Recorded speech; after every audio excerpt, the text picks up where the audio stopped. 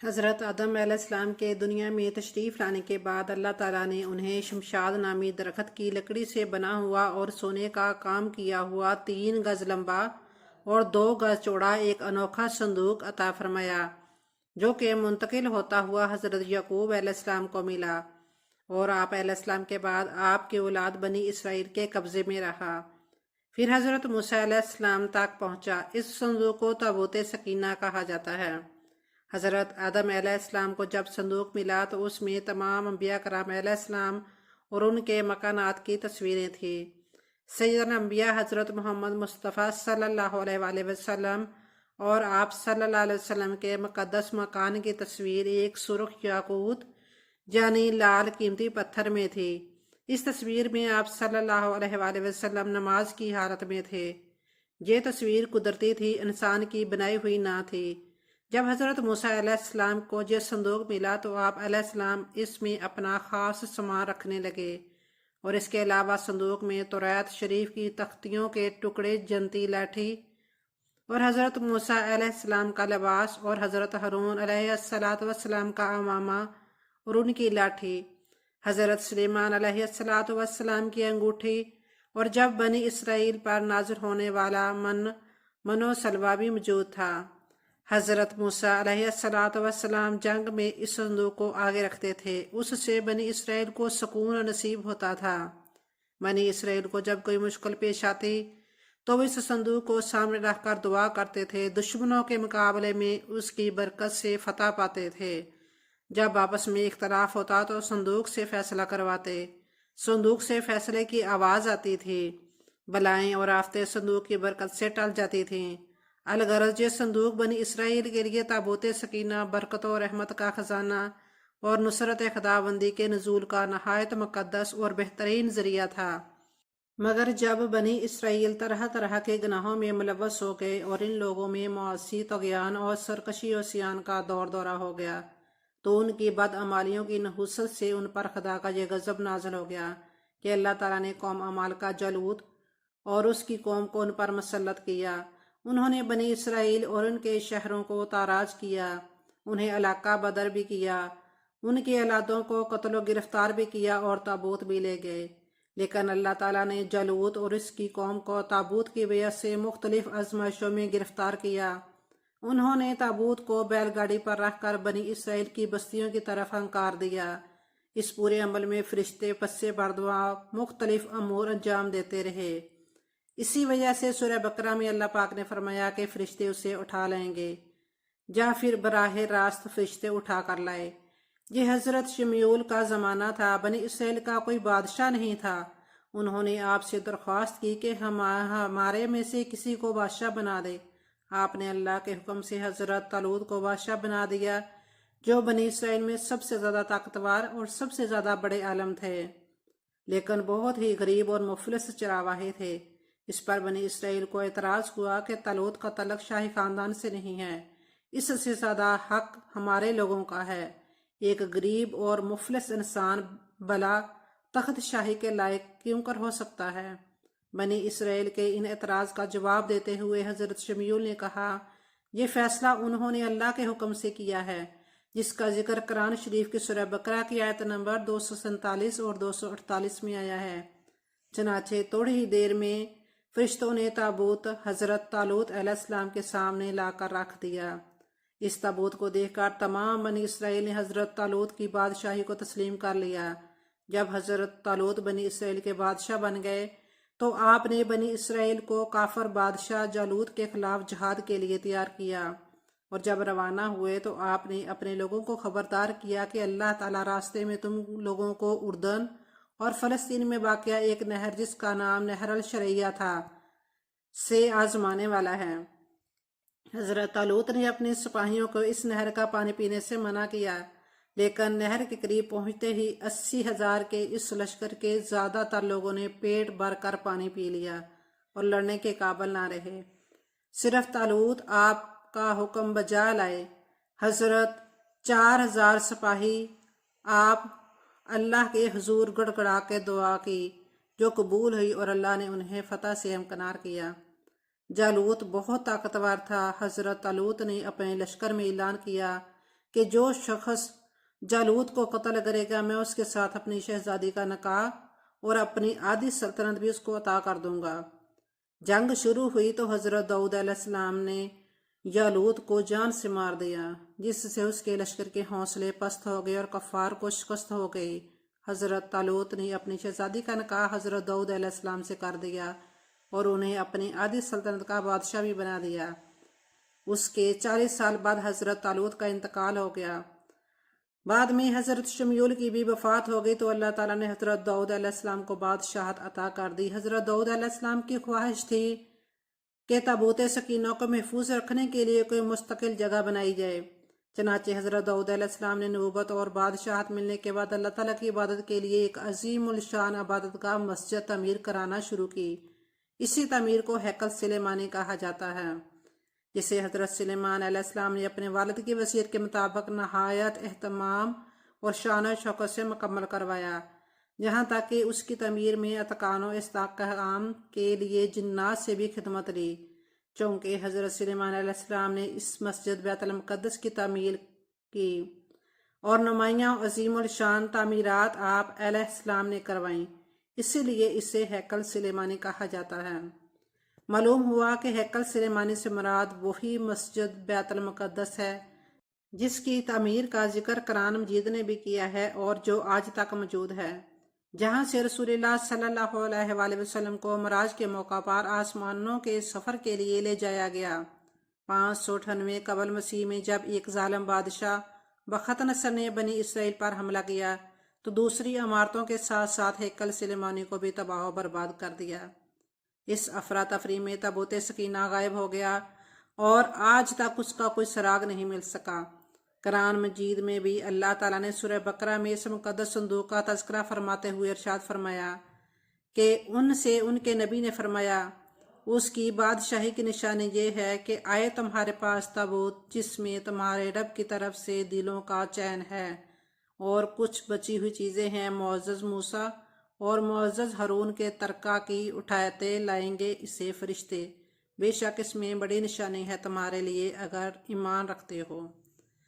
یہودی آثار قدیمہ کی باقیات ڈھونڈنے کے بہانے دنیا بھر میں آج بھی اس تابوت کی تلاش میں سرگرداں ہیں۔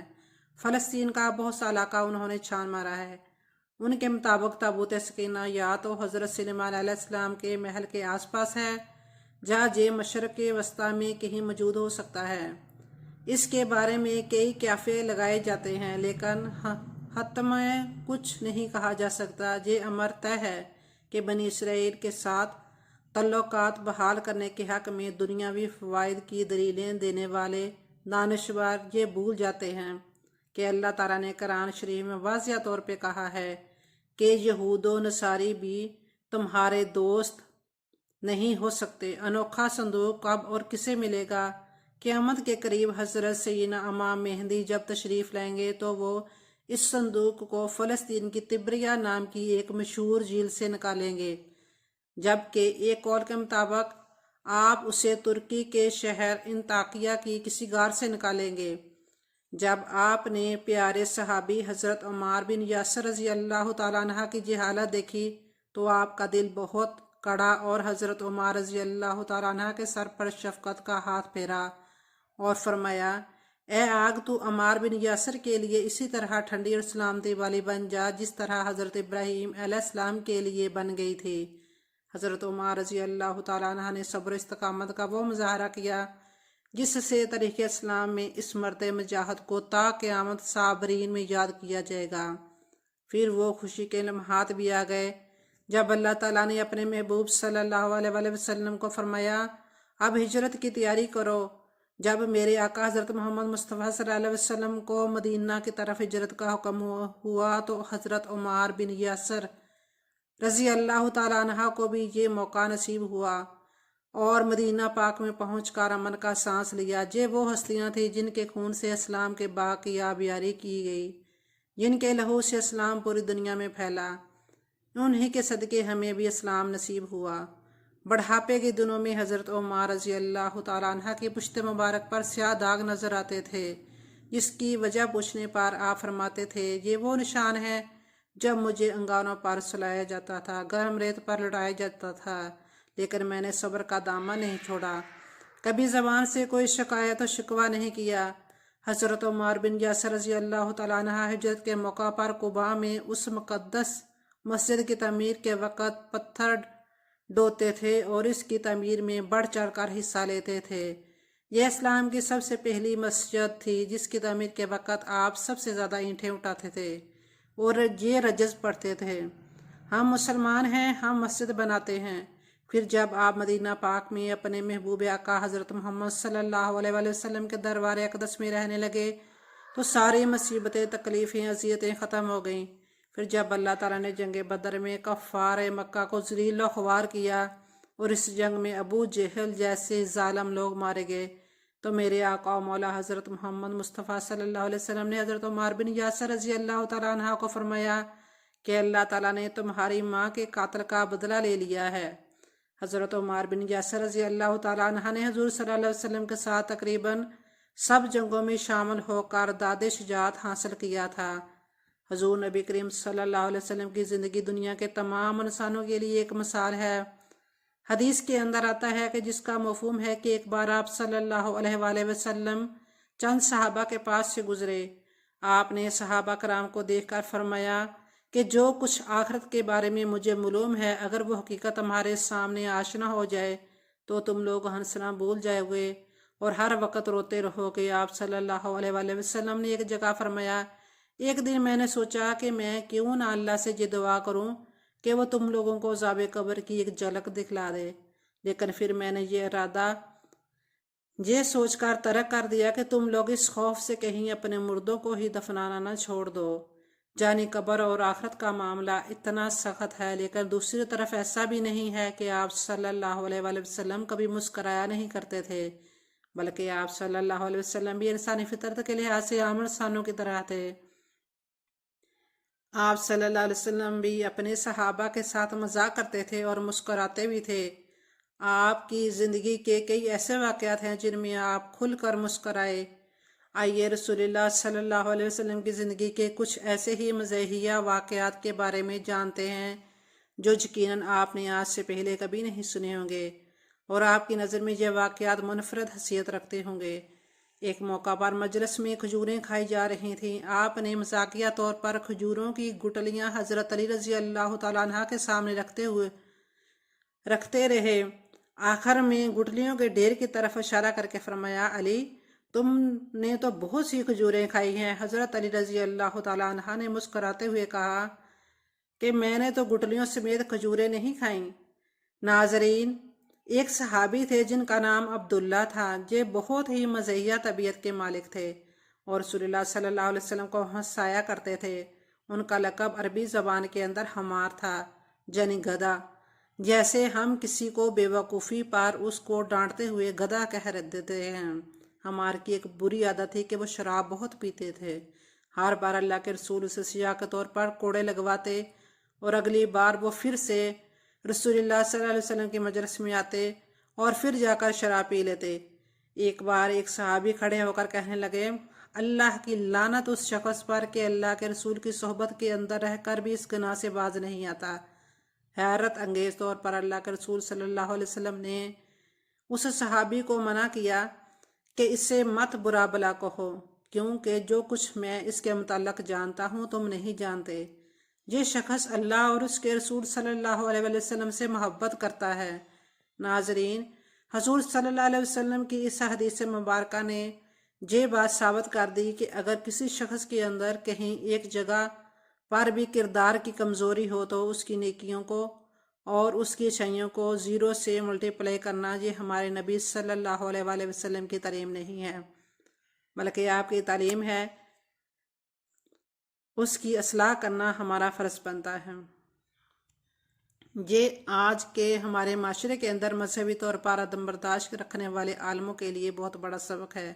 ایک اور روایت کے اندر ہے کہ ایک مرتبہ ایک بڑھیا خدمت اقدس میں حاضر ہوئی اور درخواست کی کہ یا رسول اللہ صلی اللہ علیہ وسلم میرے لیے دعا فرمائیں کہ اللہ تعالیٰ مجھے جنت نصیب فرمائے۔ آپ صلی اللہ علیہ وسلم نے فرمایا، بڑھی عورتیں جنت میں نہیں جائیں گی۔ یہ فرما کر آپ صلی اللہ علیہ وسلم نماز کے لیے تشریف لے گئے۔ بڑھیا نے حضرت محمد صلی اللہ علیہ وسلم کے الفاظ سنتے ہی زار اکتار رونا شروع کر دیا۔ آپ صلی اللہ علیہ وسلم نماز سے فارغ ہو کر تشریف رہے تو ام المومنین حضرت عائشہ صدیقہ رضی اللہ تعالیٰ عنہا نے عرض کیا، یا رسول اللہ صلی اللہ علیہ وسلم، جب سے آپ نے فرمایا ہے کہ بوڑھی عورت جنت میں نہیں جائے گی جو بڑھیا روتے جا رہی ہے، آپ صلی اللہ علیہ وسلم مسکرائے اور فرمایا، اسے کہہ دو کہ بوڑھی عورتیں جنت میں جائیں گی مگر جوان ہو کر۔ جامعہ ترمذی کے اندر ایک حدیث ہے کہ ایک صحابی نے رسول اللہ صلی اللہ علیہ وآلہ وسلم کے پاس آ کر فرمایا کہ اے اللہ کے رسول، مجھے ایک سواری دے دیں۔ آپ نے فرمایا، اسے اونٹنی کا بچہ دے دو۔ اس صحابی نے یہ سن کر جواب دیا، اے اللہ کے رسول، میں اس بچے کا کیا کروں گا، مجھے تو سواری چاہیے۔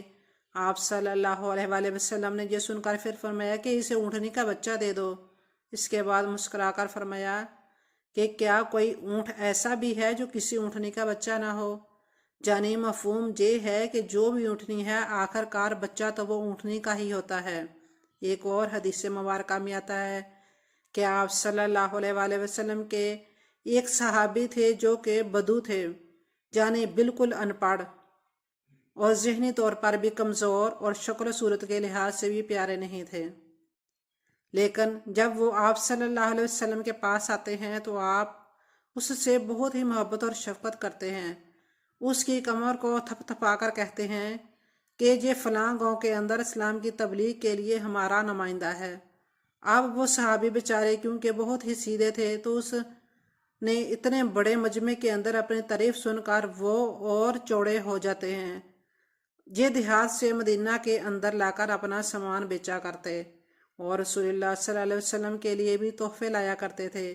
ایک بار اسی طرح سے بازار کے اندر کھڑے وہ اپنا سامان بیچ رہے تھے کہ آپ صلی اللہ علیہ وسلم نے اسے پیچھے سے جا کر اس کی آنکھوں پر ہاتھ رکھ کر ان کو پکڑ لیا۔ وہ ڈرنے لگے اور کہنے لگے کہ مجھے چھوڑ دو، مجھے چھوڑ دو، لیکن جب انہوں نے پیچھے مڑ کر دیکھا کہ یہ تو آپ صلی اللہ علیہ وآلہ وسلم ہیں تو اس نے اپنے ہاتھوں کو آپ کے پیٹ کے گرد لپیٹ لیا اور آپ سے محبت کی وجہ سے اسی طرح سے آپ سے چمٹ گیا۔ آپ صلی اللہ علیہ وسلم نے مذاق میں فرمایا کہ کون ہے جو کہ میرے اس غلام کو خریدے گا؟ وہ صحابی بولے کہ اے اللہ کے رسول، آپ یہ غلام بہت ہی بد شکل ہے، آپ کو اس کی بہت ہی کم قیمت ملے گی۔ آپ صلی اللہ علیہ وسلم نے فرمایا کہ تو لوگوں کی نظر کے اندر خوبصورت نہیں ہے، لیکن اپنے ایمان کی وجہ سے اللہ کی نظر کے اندر بہت ہی خوبصورت ہے۔